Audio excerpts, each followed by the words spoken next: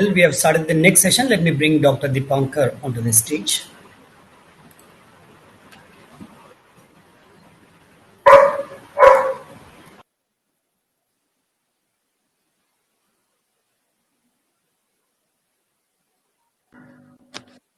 Let me start, Yes, Dr. Dipankar here, over to you. let me start with an apology to Professor Tushar sir that we are slightly behind schedule. I apologize for that. This is our technical session 4. This is groundwater governance and livelihood, and a brief introduction of the three panelists. The session will be chaired by Professor Tushar Shah, Professor Emeritus now, IRMA. Anand, I don't think his introduction is required. He is a very, very eminent economist. I consider him as a groundwater man because I belong to groundwater, and he is a well-known, work extensively in IRMA, then throughout the world. He is the director on the board of ICICI Bank. He was long-standing, for a long period, he was director of IRMA, produces many reports, many research papers, and respected worldwide. So with this brief introduction, then Dr. Mr. Dhirendra Tiwari from Partner in Prosperity. He is a program coordinator, rural economy. He is masters from Tata Institute of Social Science. He has more than 20 years of experience on various social sector, and presently working with Partner in Prosperity in WAPROS project. That is a project focusing on water productivity. He will be speaking on that. Then the third panelist is Dr. Veena Srinivasan from ATRI, and she is a graduate from IIT Mumbai, then postgraduate from Boston University, and PhD from Stanford University on environmental resources. She is now a fellow at the Ashoka Trust for Research in Ecology and Environment, widely working in different areas of environment and water. And with this brief introduction, I hand over to Professor Tushar Shah. There will be first presentation from the chairman, then followed by presentation from Mr. Tiwari and Dr. Srinivas. Thank you, sir. Thank you, Dr. Shah. Friends, I'm very pleased to welcome you all to this fourth session on groundwater governance. We heard some very good presentations in the earlier sessions, especially the last one, in which we heard experiences of industry partners on what exactly is being done by industries in improving the water situation. In this session, the focus is going to be on water governance.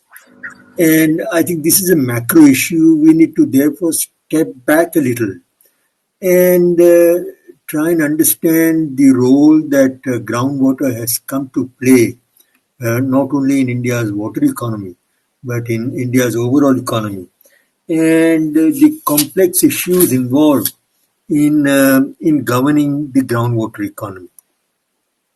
We don't have much time. Luckily, I haven't made a PowerPoint presentation, so I can make my remarks very quickly to give more time to Mr. Dhirendra Tiwari and Dr. Veena Srinivasan, two other speakers. I'll just put on the table some key points that introduce the groundwater economy of India. When we talk about groundwater, we tend to focus a great deal on the resource, its characteristics, the hydrogeology, and so on and so forth. But there is an equally important other side of the groundwater situation, which has to do with the economics of groundwater, the social structure, the social relations, the common property nature of groundwater as a resource, and how local communities relate to this resource. In order to understand the groundwater governance issues, I think we need to also come to grips with the softer aspects of groundwater development. Unfortunately, we do not have a very long experience in managing groundwater resource. We, as an irrigating society, we have always been using some groundwater. But until 50, 60, 70 years ago, the total volume of groundwater use in India was probably 1/100th of what it is today. We used to have groundwater mainly as a source of domestic water supply, domestic wells. But when it comes to irrigation, groundwater was used primarily for garden crops and to a very little extent for irrigating field crops, because it was very laborious and time consuming to draw water from groundwater wells. So until 1900, I would reckon that the bulk of our irrigated agriculture was dependent on surface water storage. It is only after 1940s and 50s that groundwater became an increasingly important source of irrigation water in our agricultural economy. In fact, at the time of independence, between India and Pakistan, these two countries inherited the world's largest canal irrigation infrastructure. So the researchers from the West, when they looked at the Indian irrigation, they marveled at the amount of the vast canal irrigation infrastructure and the tank irrigation infrastructure that India had inherited, both from the colonial rule as well as from the overlords and kings and in the earlier era. But in 30 years after independence, India had become the largest groundwater user in the world. And today we use every year more groundwater at about 240, 250 billion cubic meters. We pump more groundwater than the two next biggest groundwater users, US and China. Both of them pumped together. So we really are the groundwater champion. And I think that due to the special nature of the groundwater resource and the economy surrounding it, the challenge of governing the groundwater economy has become extremely critical. So with this brief historical background, I think we also need to understand the economic contours of our groundwater economy. Today we have about 2.1, 2.2 crore irrigation wells. These are open wells or bore wells or deep tube wells strewn all around, all over the country. And this large number of private wells have actually kind of overpowered the public irrigation infrastructure which we have constructed over centuries. And today groundwater has become the mainstay of Indian agriculture. If you look at the economic size of our groundwater economy, it's not very large. I think the total private investment in the groundwater economy is about 5 lakh crores. And that is less than the net worth of Mukesh Ambani. So if you look at the financial size of the groundwater economy, it really is not all that big. But if you look at the amount of irrigated agriculture that it supports, then it's bewildering. I think 60 or 70% of our irrigated area depends on groundwater for the supply of water. Also, the value of crop that groundwater supports is probably 10 times larger than the value, economic value of the irrigation service, which is about 250,000 crores a year. The AMDI subsidy going into the groundwater economy itself is about 90,000 to 1 lakh crores every year. So this shows that whereas as a financial operation, the groundwater economy is not really all that big, but in terms of its impact on livelihoods, on irrigated agriculture, on the number of farm households touched, about 10 to 11 crore farm households are directly or indirectly dependent on tubewell or groundwater irrigation for both animal husbandry as well as for crop irrigation. So from that point of view, I think as a social entity, the groundwater economy is extremely important. There are also many other qualitative impacts that this groundwater boom has had. When we were dependent on canal irrigation, then irrigation facility was confined primarily to command areas. And command areas is a very small part of the total agricultural area of the economy. Even today, the canal commands, the government canal commands are less than 10% of the total net zone area of the country. So irrigation was really a privilege of a very small part of our peasantry. But groundwater made irrigation democratic in the sense that groundwater is pervasive almost everywhere. You can get access to groundwater if you just had the access to technology. So in that sense, groundwater took protective irrigation to the nook and corner of the country, and it basically made irrigation access democratic. Groundwater surprisingly has also been extremely pro-poor. If you look at the proportion of, if you look at the distribution of groundwater irrigated area, then you find that it is much more equitable than the distribution of landholding. Small and marginal farmers have a much higher proportion of their land under groundwater irrigation than medium and large farmers. So in that sense, groundwater has been highly pro-poor.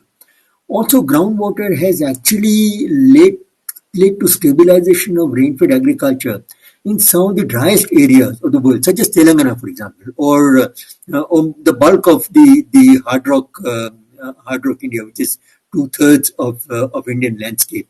Here, groundwater has emerged as the mainstay of protective irrigation.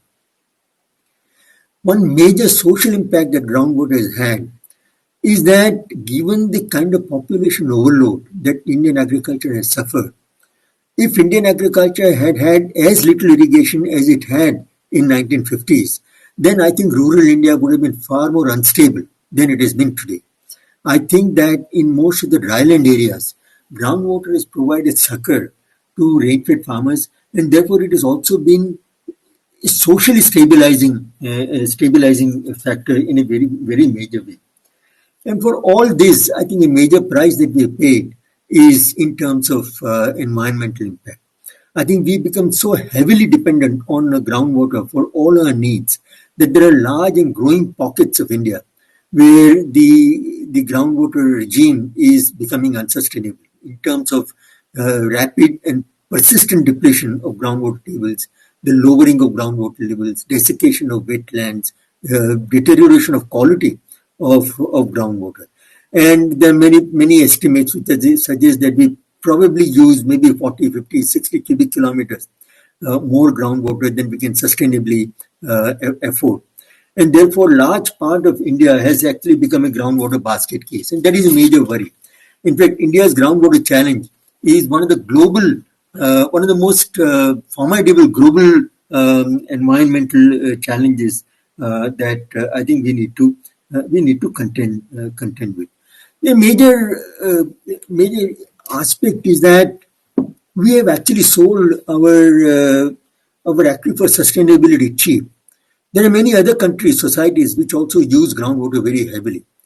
But at least they are able to help the farmers make money. For example, countries like Spain, Mexico, Western US, all these use a lot of groundwater. But I think the productivity of groundwater in agriculture is very high. So in California, for example, farmers generate something like $15,000-$20,000 a hectare from groundwater irrigated cultivation of high value crops like olive and badam and so on and so forth. But in India, Pakistan and Bangladesh, we use groundwater for growing low value crops, mostly rice and wheat. And here the value productivity of groundwater is so low that we are really, we are sacrificing the sustainability of a groundwater ecosystem for a very low benefit to farmers. It is true that poor farmers have been able to sustain because of that. But at the environmental cost that we are paying, I think we should have a much higher ambition in terms of what kind of prosperity groundwater irrigation delivers. And I think one major reason why we are settling for such low water productivity in agriculture is because of the persistent reliance on energy subsidies. I think our entire groundwater economy is founded on a regime of providing free power or free electricity. Had India from the 1970s charged for energy used in pumping groundwater at the market rate, then probably we would be using 150 or 160 cubic kilometers of groundwater today, about 100 cubic kilometers less. The farmers would also have been far more careful and responsible in getting the best bang out of the buck that they spend on using groundwater. So I think we have created a very inefficient and wasteful groundwater economy in which there is enormous scope for both saving water and generating higher economic return from the use of groundwater. So, and the nexus between energy subsidies and groundwater depletion is really the hallmark of the groundwater governance challenge that we are facing. It's not actually a challenge of groundwater management. It is very easy to manage groundwater. It is very easy to manage the demand for groundwater if only we had the political, courage. I think the problem of groundwater governance is a political challenge. It's not a resource management challenge. If we are willing to deal with the subsidy regime that we have, then we can easily reduce the demand for groundwater, and with very little additional investment in augmenting groundwater recharge, over 5 or 10 years, we could actually create pre-development groundwater regime in our country. Now, with these initial remarks to set the ground for the discussion, I would now invite Mr. Dhirendra Tiwari of PNP Wapro to make his presentation, and after that I will invite Veena to make her presentation. Thank you very much. Mr. Tiwari is facing some problem with connectivity. So we can carry on with Dr. Veena Srinivasan's presentation, and next he will come. Very well. Veena, are you ready? Yeah, no problem. Very well.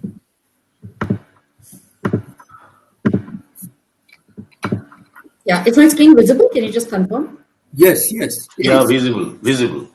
So the topic I want to talk about today is what I'm going to call data innovation for better groundwater and livelihoods.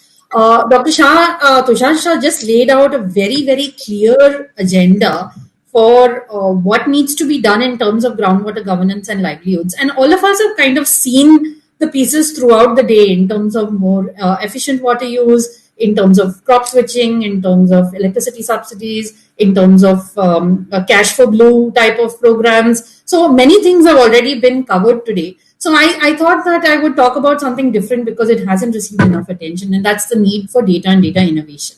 Now, I want to start by saying why I'm suggesting this. And first is that we need a paradigm shift in how we are thinking about investments in the water sector. A lot of money is being spent currently, and these are just my estimates of what fractions of those budgets are going towards rural development and soil and water. Okay, now I can share from here. I'm seeing those buttons. Share screen button on the AirMeet. Hello. Yeah. Dr. Tiwari, your presentation will be afterwards. You are the next presenter. Last presenter of the session. Dr. Veena, please carry on. Indicators are that the indicators of progress and water are not going in the right direction. So either we are doing things at a smaller scale or we are not doing quite the right things. So the question I wanted to ask, and the case I wanted to make today was that improving availability, use, interpretation, and communication of data may be able to solve this problem of water governance and livelihoods. And we understand, I think we should do that we've learned today, that we are trying to solve the twin problem of keeping farmers out of poverty and increasing farmer income, while at the same time not depleting the resource for future generations. And this is basically a very careful razor edge that we must work on. Now, I'm going to use the word data innovation, and the word data innovation is the use of non-traditional or new data sources. And how can this contribute a more nuanced understanding? Because we've seen a lot of the more traditional data sources, and I thought we would see what's the potential of the new data sources based on some of the work. So specifically, I'm going to talk about two scales. One is top-down, which is what we might do at state or national scales, which governments might look at. And I'm going to talk about data density and improving interpretation of data when I'm talking about that scale. And then bottom-up, what can we give communities so that they can better manage their own water? And there I'm going to talk about citizen science and participatory data collection. And then how do you unlock tools to put these tools in the hands of communities? So in terms of increasing data density, I want to talk about earth observation and low-cost sensors and the potential for these. So one of the things that we've seen, and we saw in a couple of the previous presentations as well, water budgeting is becoming more and more important, because we all understand that you need to take a watershed approach to understanding how much water you have. And only if you take both the demand and supply side approach simultaneously are we going to be able to solve this problem. Now, most of the data that's available on public domain tends to be on the supply side, how much groundwater is available, the levels in reservoirs, and so on. While the use action side of the water budget is very, very difficult to do. Now, traditionally, we've had to do this painstakingly. With remote sensing was always there to be able to do it, but it was traditionally very, very painful. And what has happened in the last 2 years is cloud-based platforms like Google Earth Engine and other similar ones have completely revolutionized the field, because they've allowed you to produce high speed and low cost imagery, land use, land cover maps with very detailed multi-seasonal imagery, which then allows you to say what is the groundwater abstraction in Kharif, in Rabi, in Zaid, or whatever the seasons are. And it's also, more importantly, because these are cloud-based platforms, they have complete transparency and replicability, which means that I can just give you my code and anybody anywhere in the country can replicate my land use, land cover map. And this, I feel, is very, very important, because it's the basis of trust, is being able to create these high transparency data sets. So one of the pieces that this was just done from some folks in my group in terms of LULC maps for Kaveri Basin. And this would traditionally involve many, many scenes, many, many satellite images, and it would have cost a lot of money. It would have taken years to assemble. But with Earth Engine and just having some good ground data, you're able to fairly quickly be able to reproduce these maps. So I think that there's a tremendous amount of potential in Earth observation in being able to get us to the abstraction side of water use. The second thing which I think is game-changing is what is happening in the low-cost sensors world. This is one particular company that was kind enough to send me their model called Connect Farms. And they are able to, traditionally we've relied on central government agencies to provide data, but we've seen throughout the day that it's hard. It's difficult for central monitoring agencies to have the kind of data densities that anything resembles the kind of well densities that we have. But what if for just 5,000 rupees, you were able to put a sensor in any well, which would give you continuous monitoring data? And we're not yet at 5,000 rupees. This sensor is still around 15 to 20,000 in that range. But I think compared to the cost of the bore well, at least in the part of India that I am in, it's fairly low. And so if you were able to do this and do this in millions of wells, then you start creating all kinds of interesting possibilities of high density sensor networks, which includes farmer wells. Now, the advantage of putting sensors in farmer wells is, of course, you don't have to bear the heavy cost of construction. And yes, of course, you're measuring dynamic water, but then you're also getting, because it's real time, at 10-minute intervals or 5-minute intervals, you're also getting pump test data. And so it's a very interesting way of very quickly characterizing aquifers at very, very large scales, but being able to do this in a bottom-up way, but in a way that will give you a view of what's happening with groundwater at much, much larger regional scales.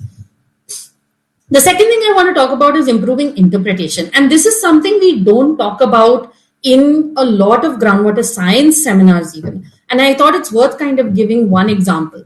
So one of the things that we've done in a lot of our research is being able to do hydrocensus data, which is to collect well census data, where over a large area, for every single well, you're asking what's the year of construction, is it functioning or abandoned, what's the depth, where were the fractures, those sort of things. And what that allows you to do is very quickly replicate what the temporal evolution. So this, if you just look at the bar charts of the different colors, that tells you in each decade what is the distribution of well depths and how many wells there were. And you can see very clearly that there's both increasing number and increasing depth for this one watershed, which is in the upper Arcavati Basin near Bangalore. So the problem was that when we looked at the monitoring well data, we found that the monitoring well data which was being reported was fairly stable, even though if we had to put the average depth of the bore well and the fracture sources as reported by farmers, it was going deeper and deeper over time. And so this raises these paradoxical questions saying, are we measuring the right thing and are we interpreting it correctly? And this is particularly true of the crystalline rock aquifers in peninsular India. So if you wanted to govern, then you have to be able to have at reasonable scales, you have to be able to know, is my groundwater going up or down, and what is my groundwater level? Now, one of the things we were able to do in the Upper Kavati was to collect camera scans of data, because people would say, well, how do you know that farmer reported data is correct? And what we found is that when we do borewell camera scans, and we did it for about 150 borewells in a fairly small area, you can see that firstly, the farmer reported levels are reasonably accurate. The farmers know what they're talking about. And secondly, there is indeed an extremely high level of heterogeneity in these fractured rock aquifers. And then you reach the point of asking, well, what does a groundwater level even mean if your water level, your static water level for a well that hasn't been pumped for months is varying by hundreds of meters for two wells which are just 10 meters apart.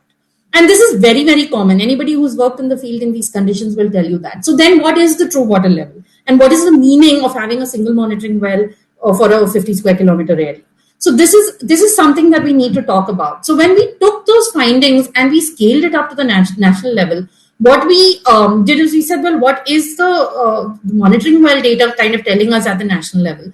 One of the things that we found is this interesting idea of a survivor bias problem, which is that when you come to these crystalline rock regions, which are highly variable, where the wells are dropping off your data set, what happens is there's a possibility, and it's something that we as a groundwater community in the country need to examine. There's a possibility that the residual wells which are remaining, which might be just having stagnant water, it is very possible in crystalline rock areas to have monitoring wells which have only stagnant water. It is possible that that you're getting a survivor bias problem where you've dropped out the information that these wells have dried.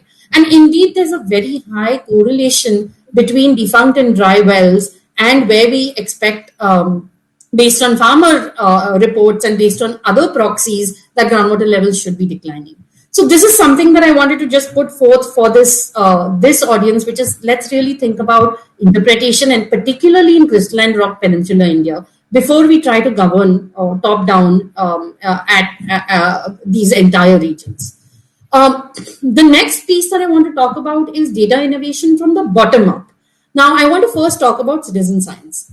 One of the fairly revolutionary new things which has happened in the last few years is the availability of new open source data kits, which allow you to collect data from fairly simply. So anybody can use Open Data Kit to make an app and collect data about their region. And this allows us to very quickly create citizen science framework. So this is some work that's ongoing in the Kaveri Delta. You can look at what we are trying to do in the citizen science program there, to look at both depth and salinity over time.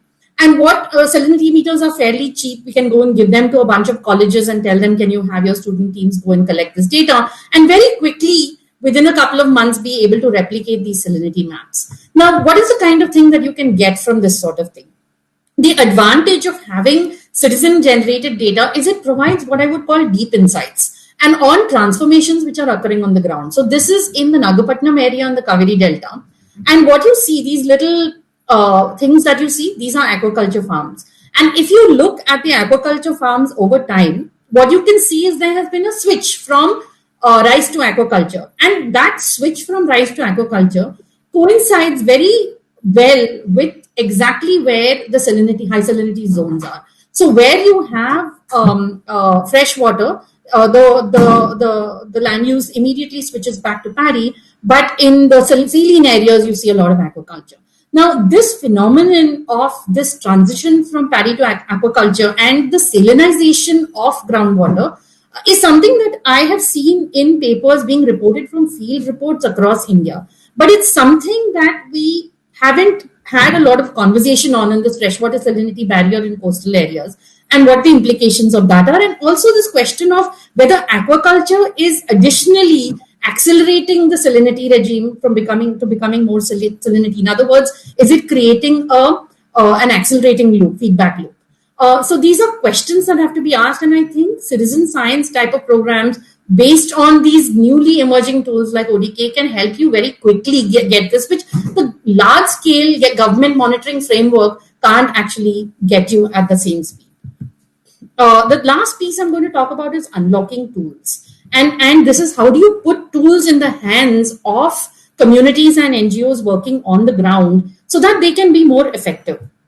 Now, one of the things that we did was to ask this question again, saying, why is it that we are spending so much money on rural water security interventions, but we are not kind of making all of the progress that we hoped we would make?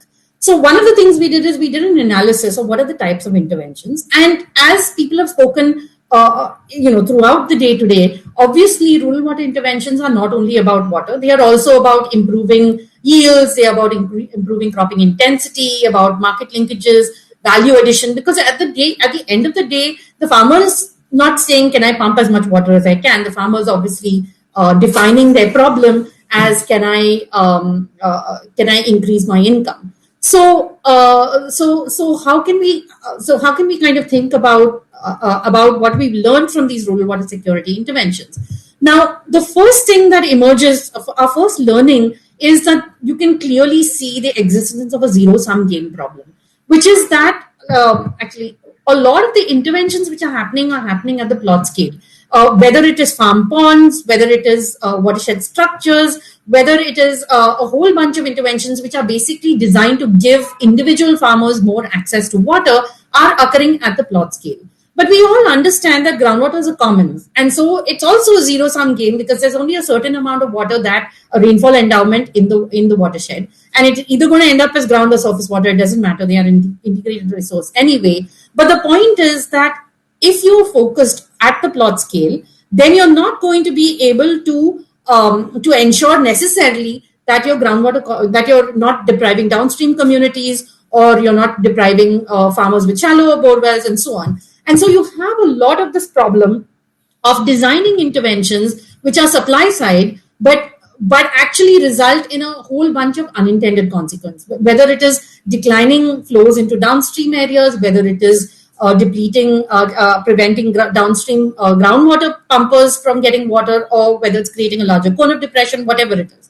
And we also see that a lot of this involves farmers then switching. As the minute farmers get access to more water, they might crop switch and then start growing more water intensive crops. And clearly, the demand side of it is very important.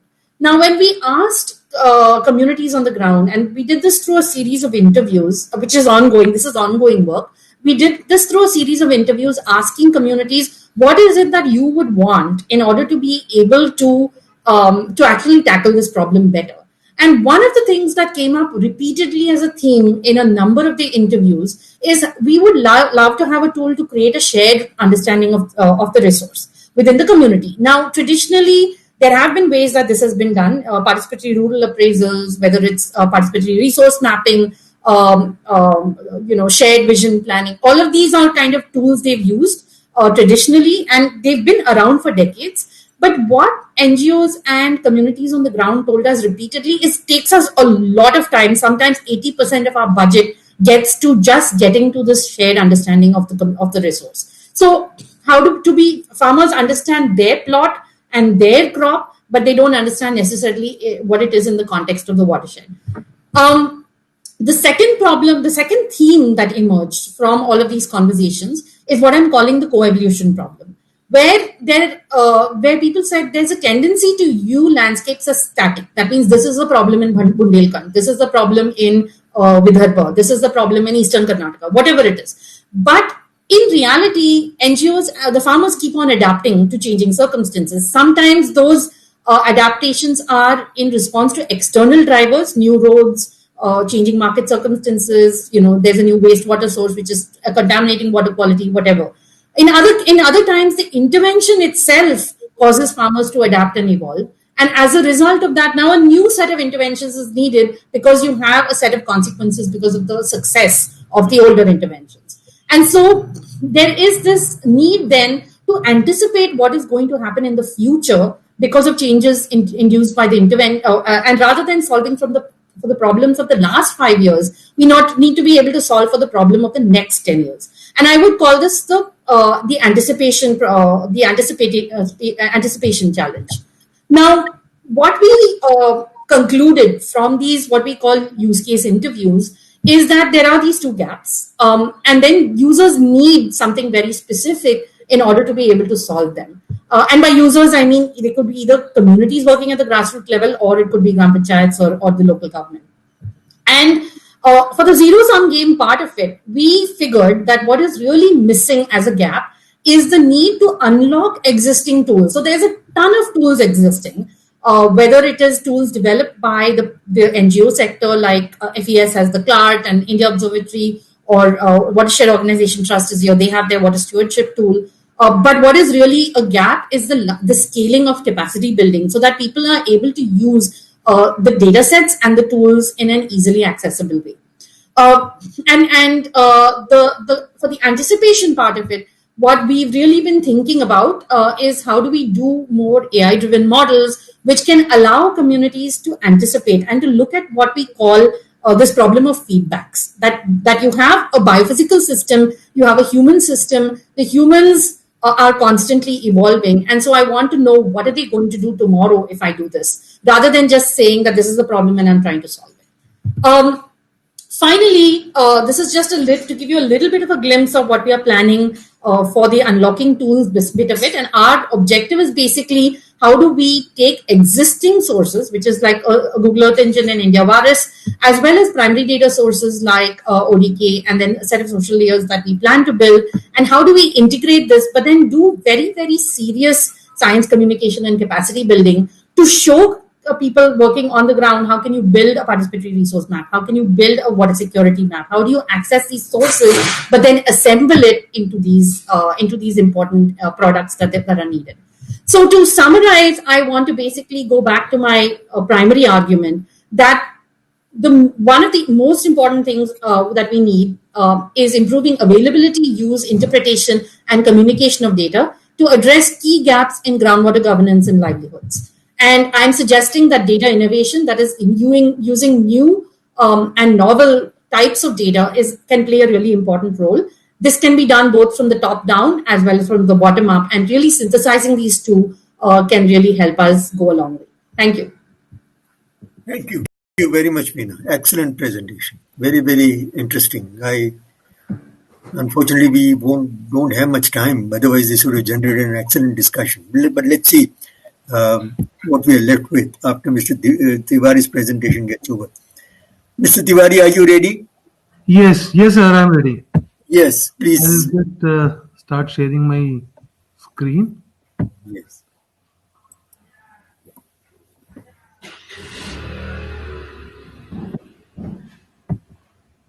Just a second, sir.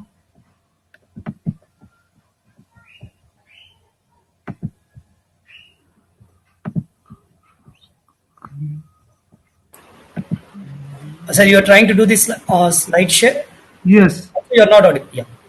So you can open your PPT and then you can click share button, the up arrow. Yes, perfect. It's opening. And you can make it to full screen. Yeah, I'll do that. Thank you. Okay. Am I audible? Your voice is a little bit low. If you can do something, that would be great, or else we'll try to manage. We can hear you. We can hear you. No problem. Yes, Go ahead. Thank you, sir. Okay. So coming in last after a hectic day of very interesting presentation, and when you actually don't have the time to assimilate all that information which is being presented in front of you, I don't have much of a choice, but then I'll try to make it simple, fast, and as easy as possible.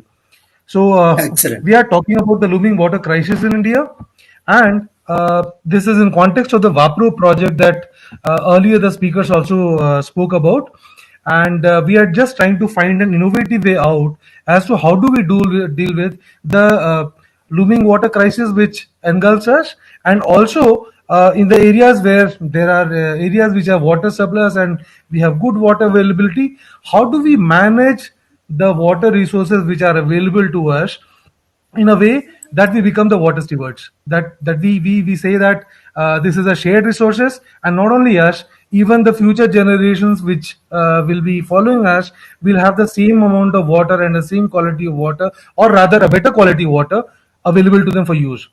So this WAPRO actually is an acronym. It's a huge acronym: increase water efficiency and food production in key commodity value chains through multi-stakeholder partnerships, applying a push-pull policy.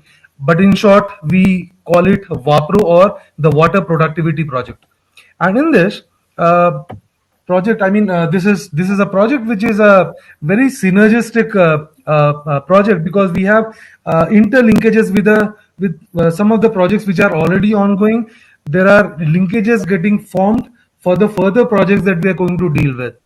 So the story started with the sustainable production of organic and fair trade rice project, which was initiated in 2012 in Uttarakhand. We are basically operational in Nainital, Ramnagar, and Betalghat blocks of Uttarakhand. And as you can see with the project name, it's about rice, the paddy production, and especially basmati. We are dealing with the basmati rice production, and we provide extension services, specialized services, and support the farmers in getting a good produce and getting a good price. And having said that, we also had a shared realization, because this is something which is related to the livelihood and also bettering their income. We are going on with it, but we also have the share and understanding, like the presenters also mentioned, that 1 kg of rice probably consumes about 3,000 liters of water. So we know that this is a highly water consuming crop, and through this WAPRO project, we came to the resolve of saving water through these 3 pillars on which the project stands, which is the push factor. Now, when I say the push factor, we all know it is related to something which we do with the farmers, the producers. The pull factor, which is to do with the market and market linkages, and of course the policy. And what do we do in all this, which can actually influence the policy decisions, which can be in favor of farmers and also augment the water reservoirs.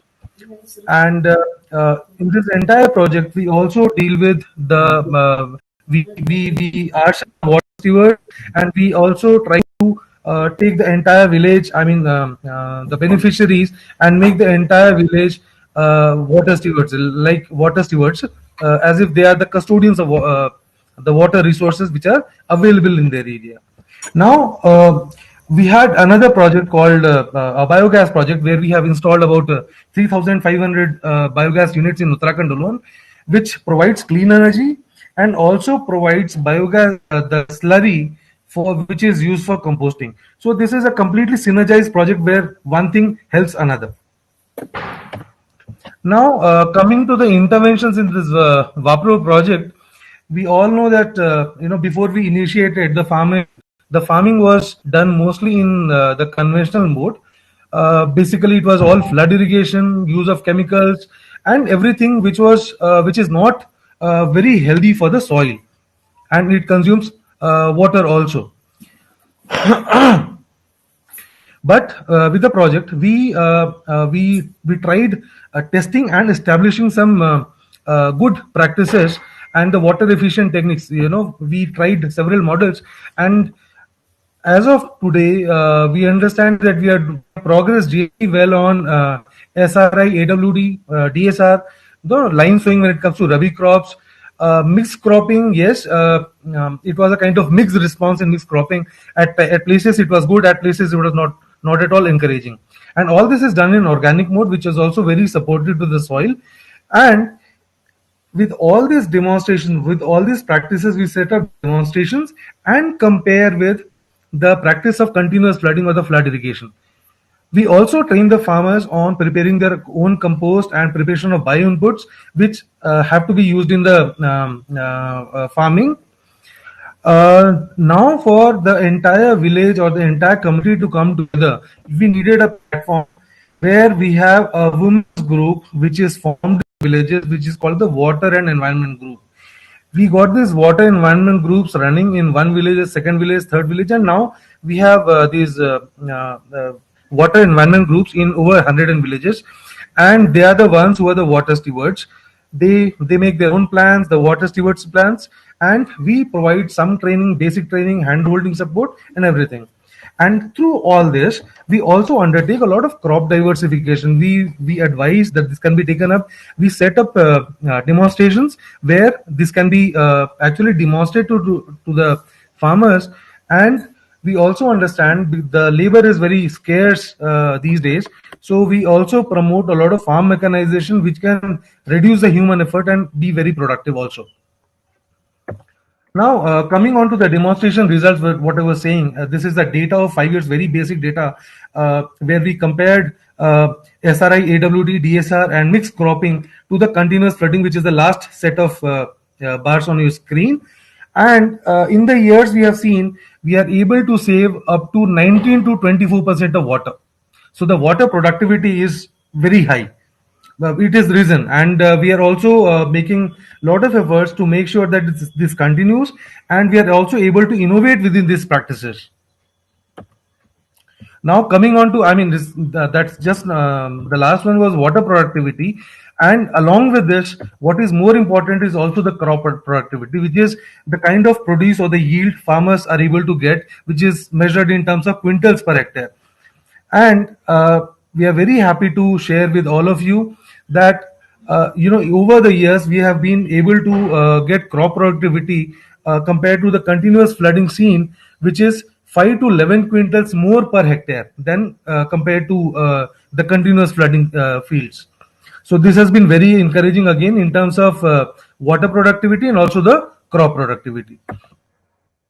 And also to substantiate, I mean, all this effort also it goes into say that the farmers will adopt better practices, the farmers will have an increased income, and they'll be able to manage their crops and the fields in a more proper way, and which will be more sustainable in that sense. So we also conduct a gross margin study of those who grow basmati. So we take a sizable number of farmers and compare them with the farmers who do farming on a conventional mode. And in the gross margin, the recent gross margin study which we conducted, we realized that the organic farming and the income, it is 43% more than the farmers who practice the agriculture in conventional mode. So this has again been a very encouraging factor, which makes us go ahead with all these practices and also try to innovate more things. Now, in doing all this, what is more important is, our understanding, and also if we are able to enhance the knowledge and understanding and the skills of the farmers we are associated with. So with the help of water environment groups and the other groups which are there prevalent in the villages farming community, we have reached out to over 8,000 farmers on various topics, which is to do with the water efficient techniques of SRI, AWD or DSR, and specific to DSR, the problem of weeding, because the weed management becomes very key to the success of DSR. Then when we are doing organic farming, the farming in organic mode, it's very important that we have a lot of farmyard manure, composting, and how it should be used judiciously and very effectively. And in doing so, because we cannot use any medicines or any chemical based insecticide or pesticide, then how do we manage the pest and disease? How do we manage all those? And in the rabi crops also, where the water consumption is not very high, the lentil, chickpea and wheat, we try to compare with line sowing versus normal sowing and also show the results, which is how it can be more beneficial and it can bring more productivity. We have also spoken to the farmers about what is the process of converting the land from conventional to organic. What are the things which are required, the important things? Those are the things. And also we already have a market linkage for basmati rice, but for other products which are produced in rabi season, what is the way they can access the organic markets? So we are on a continuous bid to train the farmers on these critical aspects, though the last year had been a little challenging in terms of because of the COVID-19 situation, but still we were able to manage through a lot of Zoom meetings where our animators would go to the villages with a speaker and a small tab screen, and we would organize trainings with the help of experts from GB Pant Agriculture University. So these trainings have been also very fruitful in all these years, and the farmers are also happy receiving these kind of inputs, whether it is based on the inputs we are talking about or the pricing. We have been able to deliver to the expectation of the farmers. Still, there are things which we would need to further improve. Now, we have heard about these water environment groups very frequently in my presentation. To tell you, we have over 100 environment groups, water and environment groups, and these water and environment groups essentially have to have at least 60% participation of women folk. It is a mandatory thing that 60% of the water environment group has to be women, and these groups are mostly led by women. Now, these women, based on their situation in the village and the water level, water issues in the village, they prepare a plan which is more of a kind of water stewardship plan, we call it. They develop a plan, and like some other areas, I mean, for all these 3-4 years that we have been in the project, we have been able to gear the women by saying that, a plan is not a mere wish list. You don't need to write down everything in a plan, but the thing which is going to benefit you the most, and it is more doable. So don't make a wish list, make a plan. So we have been able to get this water environment groups to make plans which is based on the water use and how it is to be shared. Now, once we have these plans, we prepare the detailed project report and we act upon that. And we provide constant handholding support to the water environment groups also.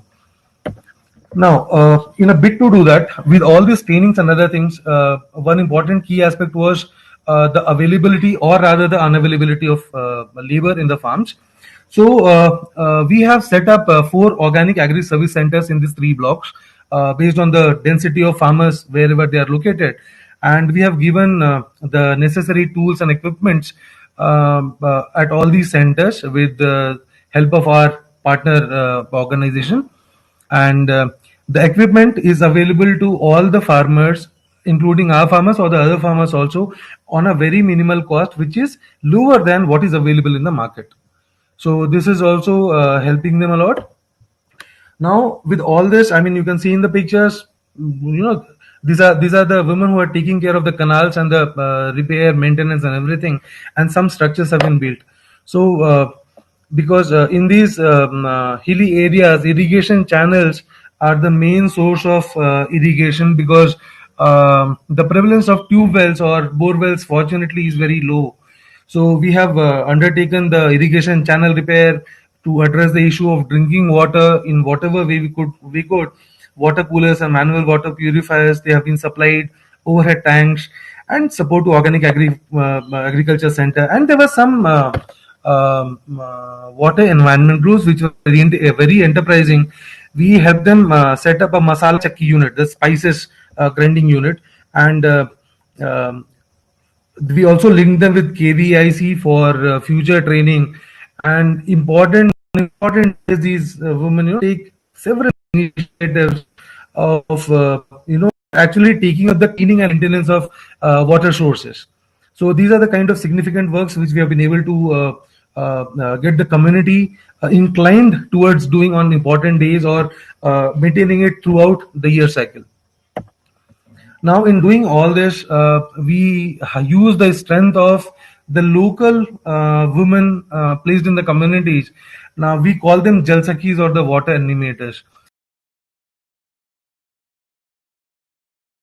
Support, they've been able to get the farmers understand the water related situation, how the water is to be used judiciously, how the cropping is to be done on the water efficient techniques, and growing from that, they have gained confidence, and they have also been able to leverage government funds, MPMLA funds, and funds from all the flagship programs. Wherever it is applicable, they are doing it.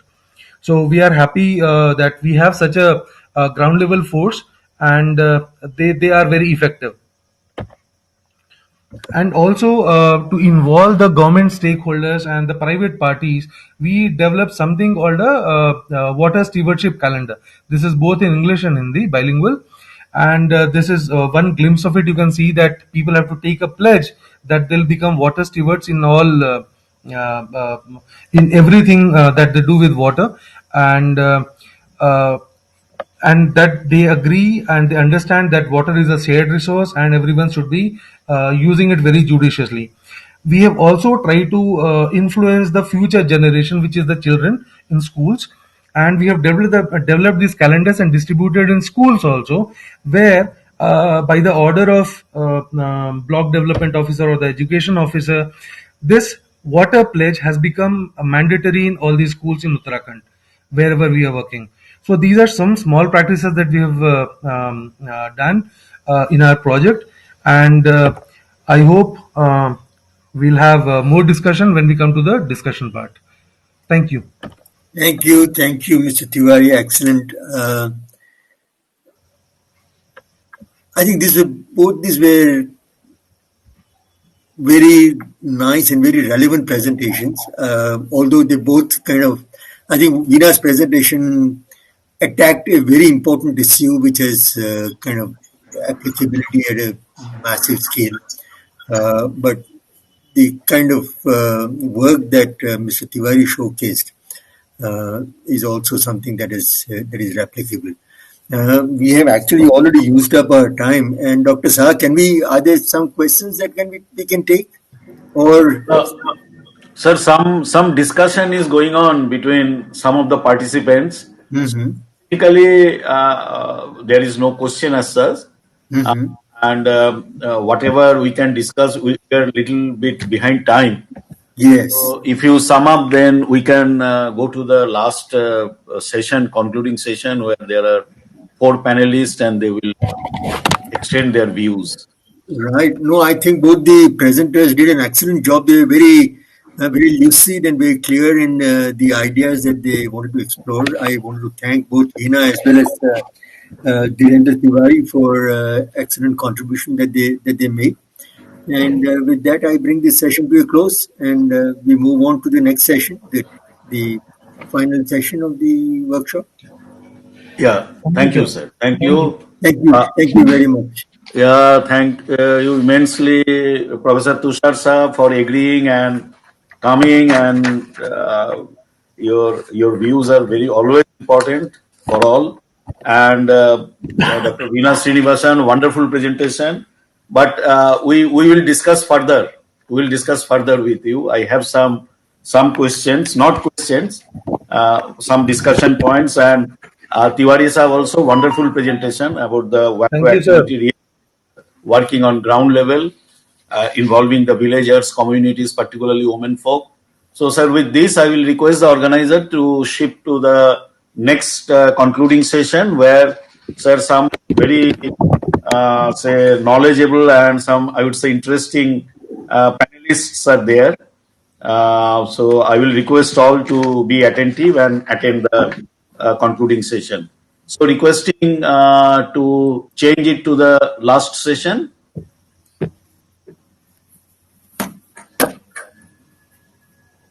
So, Yeah. yes, we are shifting to the next. Yeah. Yes.